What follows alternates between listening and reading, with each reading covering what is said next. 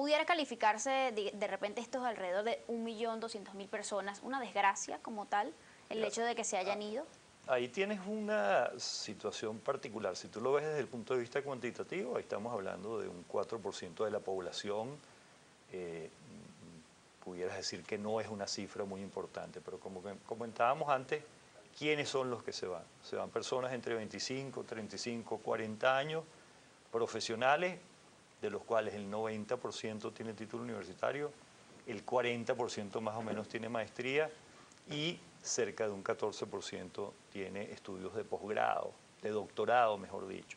Entonces, ahí estamos hablando de que hay una fuga sin dramatizar desde el punto de vista objetivo. Estamos hablando de que hay una fuga de lo que se llaman cerebros, hay una fuga de talento, hay una fuga de recursos humanos que formamos nosotros los venezolanos y que hoy en día los están aprovechando en otros países.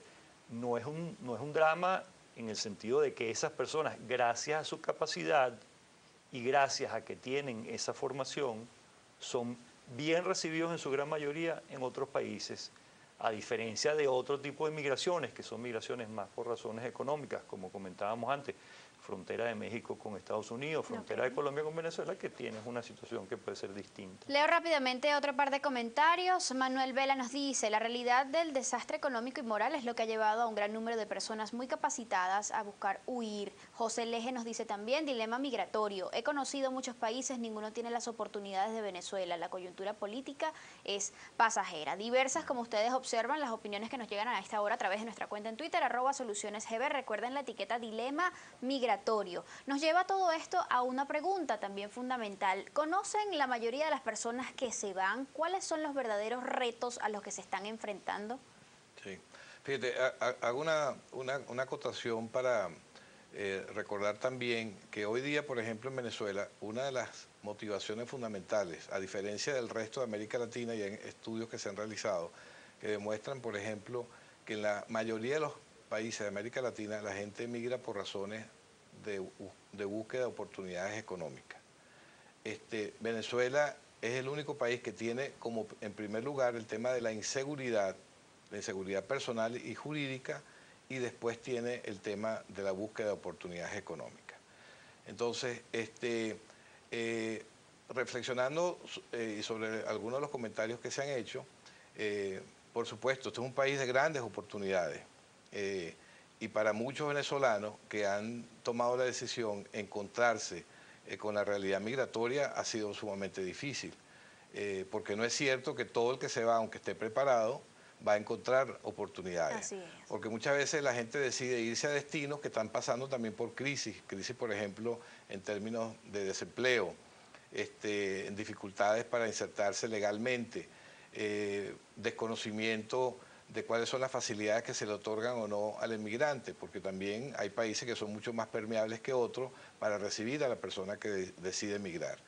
Y después que, bueno, hay una serie de dificultades para las cuales la gente no se prepara, que son, por ejemplo, el tema de irse a un destino donde no solamente vas a encontrar con diferencias culturales, sino vas a encontrar con el efecto que tiene, por ejemplo, de adaptación al clima, que es un elemento importante, que a veces la gente no lo piensa, pero sí tiene un peso específico.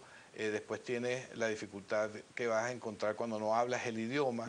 ¿Cuánto tiempo necesito para aprender el idioma del destino al cual asumo? Y sin embargo, ¿cuántas oportunidades dejo de tener, aunque esté preparado en ingeniería, sea médico, sea profesional de cualquier área, para poderme insertar en ese país?